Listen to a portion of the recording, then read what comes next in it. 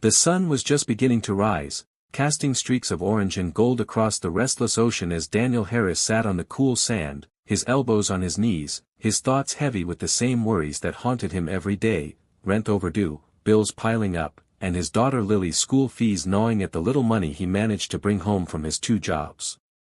Life as a single dad had hardened him in many ways, but this beach was the one place where he could breathe, even if only for a moment. But that fragile peace shattered when a desperate cry rang out, and his head snapped toward the water where a small crowd had gathered, pointing at the waves. Without hesitation, Daniel leapt to his feet, his instincts overriding exhaustion, and sprinted across the sand toward the figure being dragged under by the current. The body of a woman bobbed lifelessly in the surf, her arms limp, her face pale as porcelain. People shouted but no one moved closer, fear holding them back. Daniel plunged into the cold water, his strong arms hauling her back to shore, his heart hammering as he laid her on the sand. She wasn't breathing. Panic threatened to rise, but he forced it down, remembering the CPR training he had taken years ago as a teenager working part-time as a lifeguard. With precise movements, he tilted her head back, pressed firmly against her chest in rhythmic compressions, and then sealed his lips over hers, breathing life back into her lungs. Seconds stretched like hours, his own breath ragged as he repeated the motions, refusing to give up. Then, suddenly, a miracle, she coughed violently, seawater spilling from her mouth as her chest rose with a shaky breath. Relief crashed over him like the tide, his muscles trembling with exhaustion, but his voice steady as he whispered, "You're okay, you're safe now." Slowly, her eyes fluttered open, revealing deep blue irises clouded with confusion as they locked on his face, her lips parting as though she wanted to speak but couldn't. Before she could find her words, paramedics rushed in, lifting her carefully onto a stretcher, thanking Daniel as they hurried her away.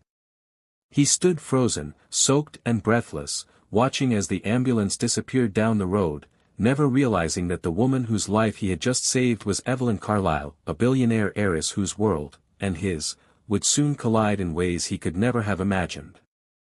Daniel had convinced himself that he would never see the woman from the beach again. After all, people like her and people like him lived in completely different worlds, and he was far too consumed with the grind of survival to think about chance encounters. Yet 3 days later, while waiting outside Lily's school with her worn-out backpack slung over his shoulder, a sleek black car pulled up beside the curb, drawing curious stares from other parents. The tinted window slid down, and there she was, the very same woman he had dragged out of the ocean. Though this time she looked radiant and composed, her glossy hair cascading neatly over her shoulders, her face no longer pale but glowing with health, her eyes sharp yet softened when they met his. "Mr. Harris?" she asked, her voice warm and deliberate, and Daniel blinked in confusion, wondering how she even knew his name. Before he could answer, she stepped out, tall and elegant in a tailored dress that must have cost more than his entire month's salary, and smiled down at Lily, who clung shyly to her father's hand. "I've been looking for you," she continued, "because I never had the chance to properly thank you for saving my life." Embarrassed by the attention, Daniel shook his head and muttered that it wasn't necessary, that anyone would have done the same, but the firmness in her eyes told him she wasn't one to be brushed off. "Not anyone," she said quietly, "only you moved when everyone else froze. You gave me my life back, and I won't forget it." Before he could argue further, she extended an invitation that stunned him. She wanted to take him and Lily out to dinner as a gesture of gratitude. Daniel tried to refuse, feeling out of place even at the thought of it, but Lily's wide, excited eyes tugged at his heart, and against his better judgment, he agreed. That evening, for the first time in his life, he stepped into a restaurant so grand it seemed out of a dream, with crystal chandeliers glowing overhead and servers moving with precision and grace. Lily's laughter filled the table as Evelyn, she finally introduced herself with that name, listened intently, asked questions, and seemed genuinely interested in their lives.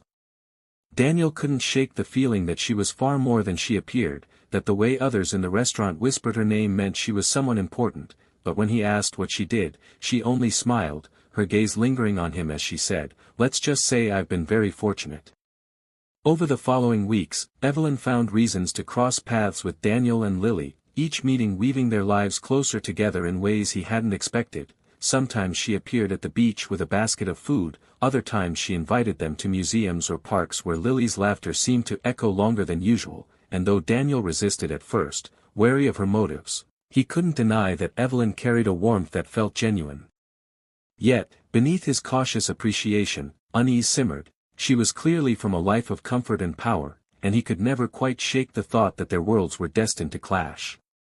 That suspicion became undeniable one evening when Evelyn invited them to a small gathering at her home. Daniel reluctantly agreed, thinking it would be nothing more than dinner in a nice house, but the moment they drove through the towering gates and saw the sprawling estate before them, complete with marble fountains, manicured gardens, and staff in crisp uniforms, his stomach dropped.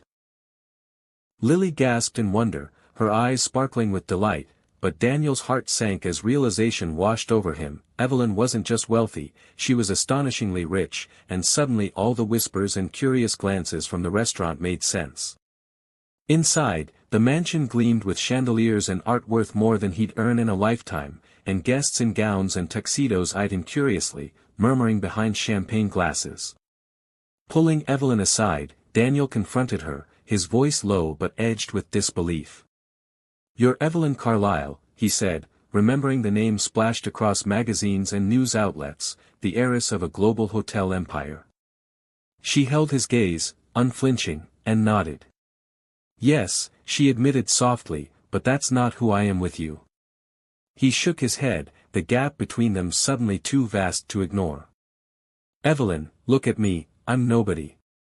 I work 2 jobs just to keep a roof over my daughter's head. You deserve someone who can give you the world, not a man who's barely holding it together."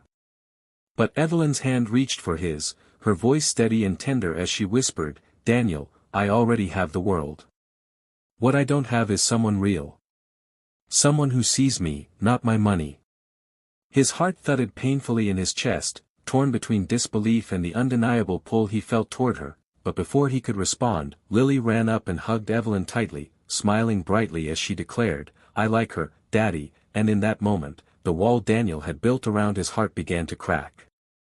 The weeks that followed were anything but quiet, for once the tabloids caught wind of Evelyn Carlisle being seen with a single father and his little girl, the world seemed to erupt with speculation, photos of them at the park, headlines questioning Daniel's intentions, cruel whispers labeling him a gold digger, and even rumors that Evelyn had lost her mind falling for someone so far beneath her status. Daniel hated it, hated the stares, the intrusion, the way strangers suddenly treated him like a curiosity, and more than once he thought about walking away just to shield Lily from the chaos.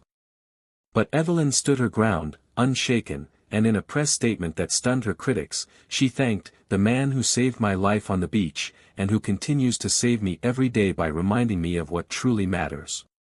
Her words silenced many and shifted the narrative, but privately, she told Daniel in a trembling voice, "I don't care what they think, I only care about us."